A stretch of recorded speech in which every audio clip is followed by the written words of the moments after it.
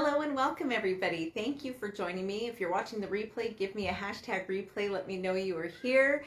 I know if you're on this early, usually it's from the replay. Most people don't get the notification that I'm on this early.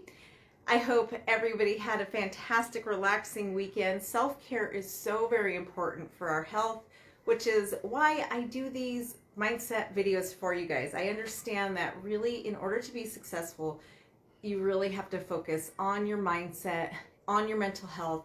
It is really the key to taking you to that next level of being healthy. So say hi as you pop in. I hope my comments, I'm going to see if I can get my comments up. So hopefully I can interact with you guys. I love the interaction, but for some reason my comments don't always work. So if you comment while I'm talking and I don't see it, I will reply to you guys later on as I check through the comments. If you watch the replay, I love the interactions. I do check the comments throughout the week to answer any questions. I have some of you guys who watch my old videos and I literally get like comments from 20 weeks later. So just let me know. So in case it's your first time, I'm going to introduce myself. My name is Evelyn Knight. I am the Childcare Business Coach, which I host the podcast by that name, the Childcare Business Coach Podcast. I have a brand new episode out, so make sure to listen to that.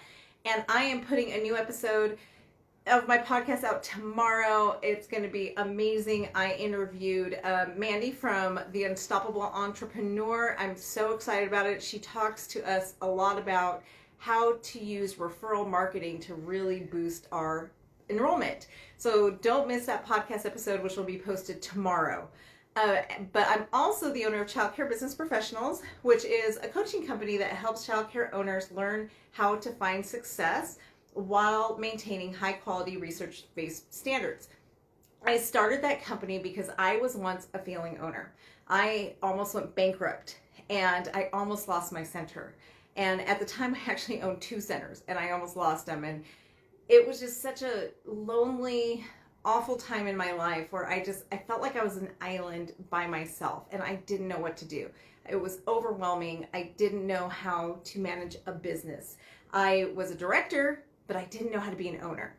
And I didn't know how to balance those 2 things. So I just realized that so many of us are in the same situation in this industry. So I started this company to help owners and directors learn how to have successful businesses while doing what's best for the children. Because bottom line, if we're not doing what's best for the children, we really shouldn't be here.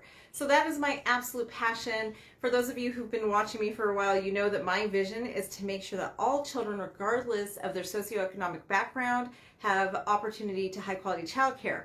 That's the other reason I like to coach, is just to help more centers achieve that goal also.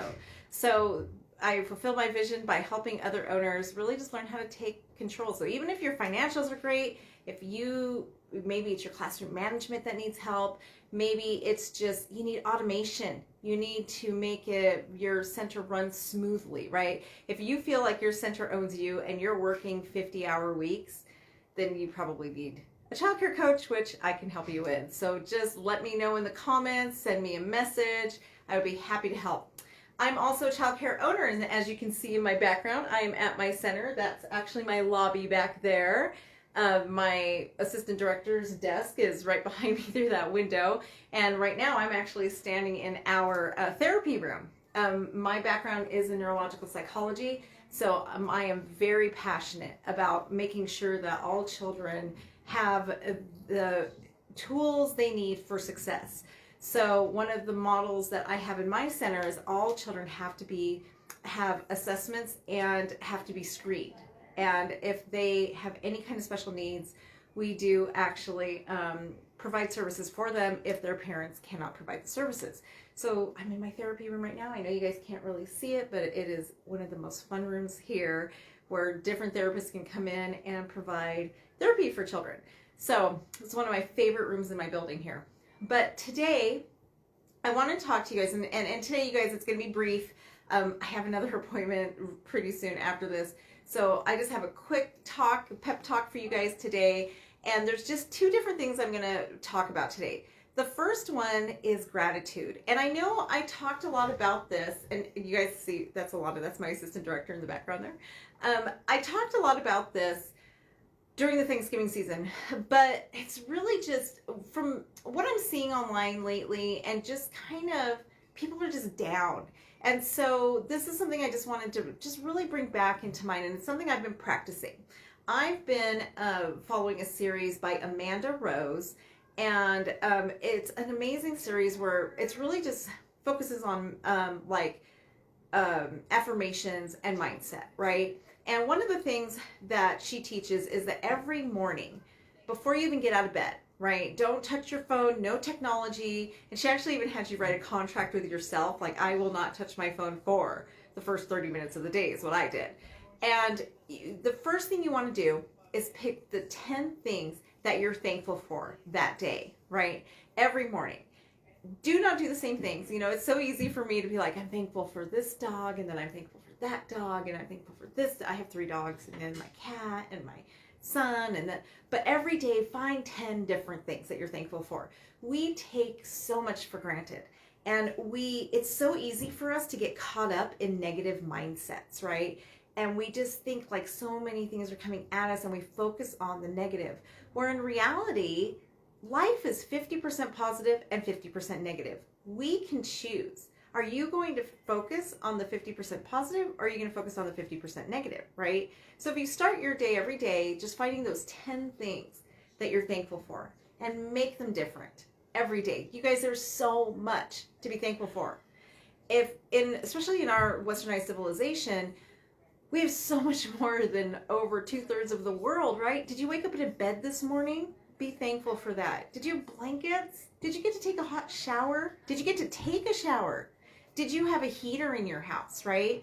My furnace in my house has been acting up, and it's just been just wild. Like, I have woken up to no furnace a couple days, but at least I have a furnace, right? It has been freezing. We've got a lot of snow outside today, but at least I do have a furnace. I also have a pellet stove. So if my furnace isn't working, my first inclination is like, oh great, my furnace is broken. I'm gonna have to call a service technician. Somebody's gonna have to come in and fix it. And you just get into that spiral of negative mindset. But then I had to stop myself, like, wait a second, at least I have a furnace, right? At least there is a furnace in my house to fix. At least I have a pellet stove. So if my furnace isn't working, I can just turn on my pellet stove, open my doors and fans, and my house is set up for the pellet stove to heat it. Kind of. I mean, not the whole thing, but most of it. And the important parts, right? And my inclination too is in the shower's like, oh, it's only 60 degrees in my house and I've got to take a shower. Well, thank God. At least it's 60 degrees. It's 14 degrees outside. At least my house maintained 60 degrees, right? And at least I have a hot water heater so I can take a hot shower.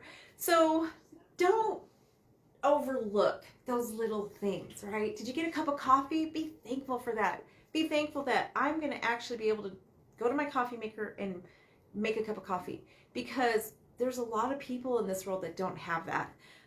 A friend of mine once even told me, when I was kind of caught in some negativity one day, she said to me, did you wake up this morning?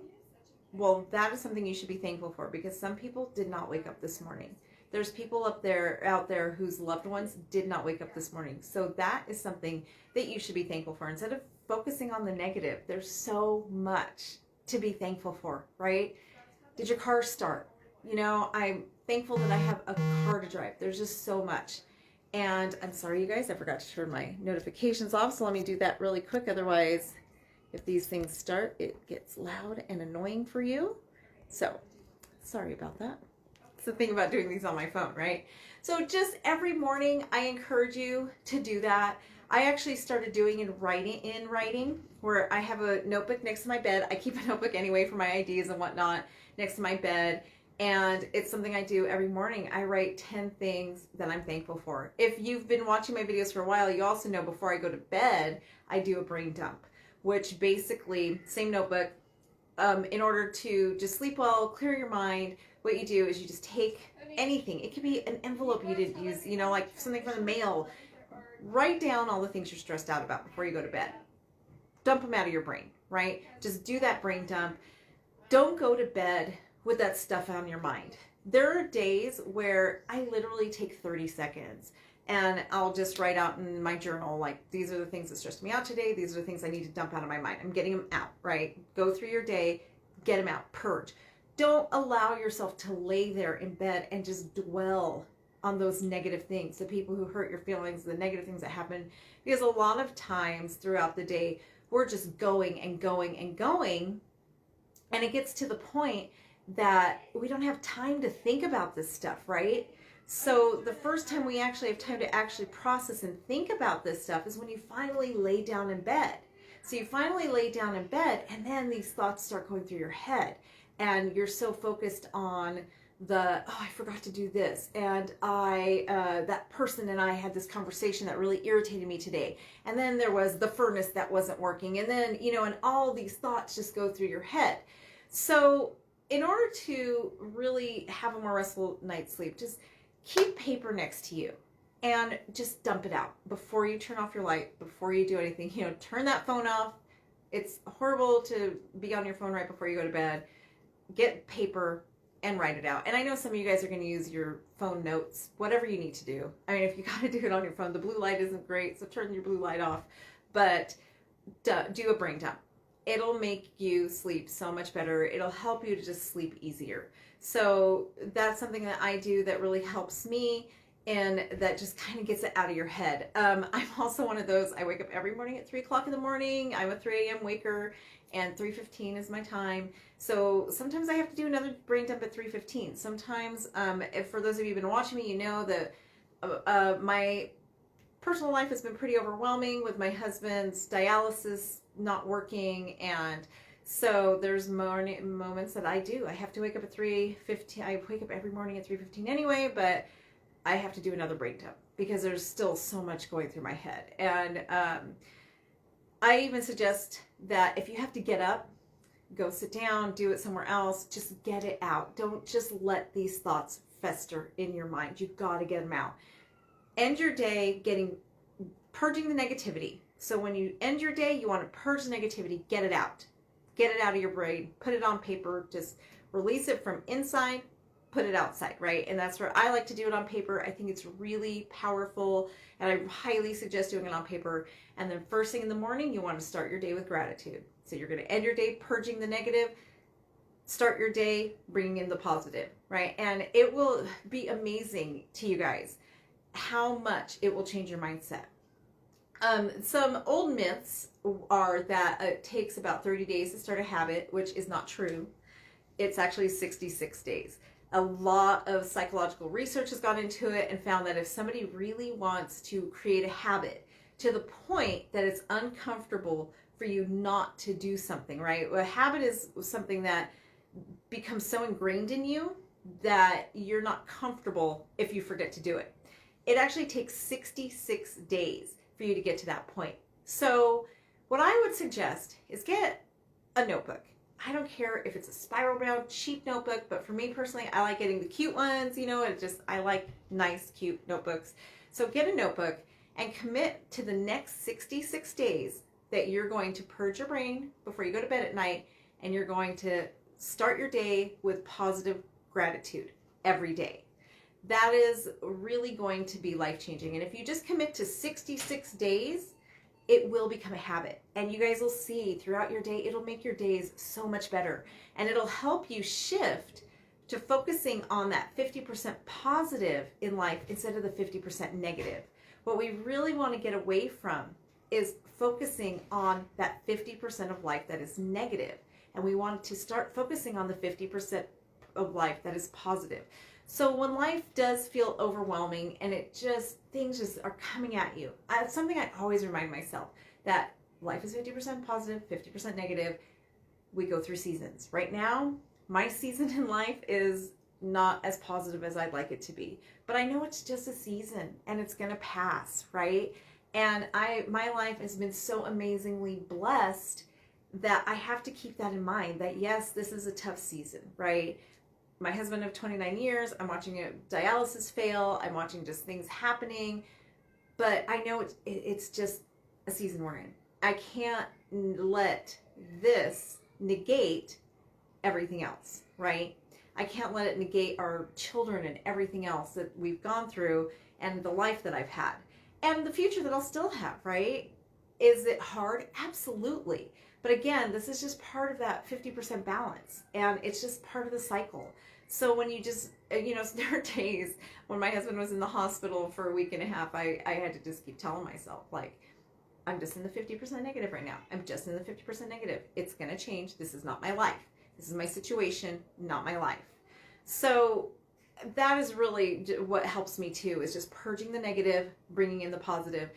When things feel so huge and overwhelming, it really, really helps me to just have that focus on the positive and see that, yes, there is still so many wonderful things happening in my life. The other thing that Amanda Rose teaches, which I absolutely love, is at the end of the day too, when you're purging your brain. So the purging is my thing. That's just something I've done. But with Amanda Rose, one of the things I've added is that she says every night when you're going to bed, think about what was the best part of your day. Ask yourself, today, what was the best part of my day? What am I most thankful for? So now what I do is I still do my purge. I've been doing that for a while now, for a couple of years at this point. So I still purge, right? But now when I'm done with purging, I used to just purge and go to bed, right? And go to sleep, turn lights off, try to go to sleep. Now I purge and then I go into what was the best part of my day, right? Then I go into that part of it, like what was the best part of my day? So I am ending my day on that positive note. And no matter how bad a day I had, there's always something good that happens, right? There's somebody with a random act of kindness, or my kids are amazing. My dogs are like my babies. Now that my kids are older and don't need me, my dogs are my babies. So it just might be that I have a pug puppy. She might have done something super adorable that day, right? If you've got puppies, and then a pug puppy, oh my gosh, just the cutest thing in the world. So that's pretty much how I end my day, on that positive note. So again, just to go through it one more time, start your day with 10 things you're grateful for. Put it in writing, get a journal, start that day with gratitude. Find the littlest things, like the fact that you had blankets over you, right? You had a bed to sleep in. And I mean, you're going to have big things too, of course, like your children and maybe grandchildren, all of that. But don't forget those little things and try something new every day.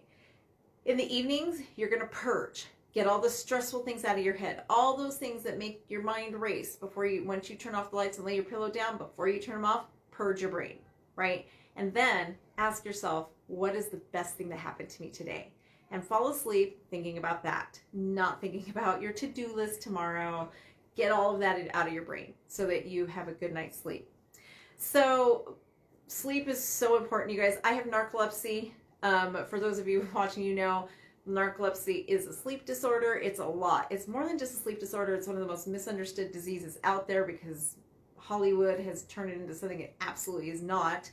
But I've really learned by having a sleep disorder how to appreciate sleep and how important good sleep hygiene is. And just to be successful, you guys, do not neglect your sleep. There's so much other things you can neglect. Get off Facebook, get off Instagram, get off TikTok, whatever, but don't neglect your sleep. It's just way too important.